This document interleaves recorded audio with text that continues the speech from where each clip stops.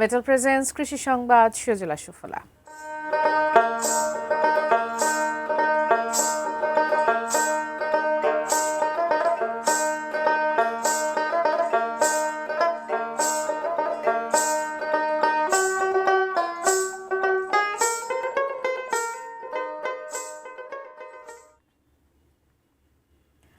সরকারি ক্রয় ও সংগ্রহ কর্মসূচিতে হবিগঞ্জের কৃষকদের কাছ থেকে ধান মিলছে না।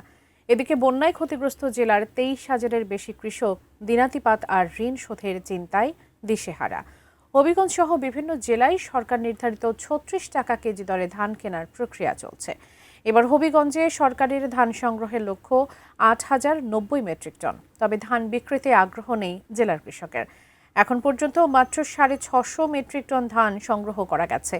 এবার হবিগঞ্জে প্রায় 1,24,000 হেক্টর জমি থেকে ধান উৎপাদনের লক্ষ্যমাত্রা ছিল 5 লাখ মেট্রিক টনের উপরে।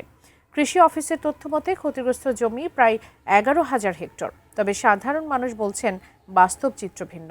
কৃষকদের কাছে বিক্রি করার মতো ধানই নেই, বরং সামনের দিনগুলোতে নিজেদের খাওয়ার চাল আর ধার দেনা শোধ করা নিয়েই দিশেহারা তারা।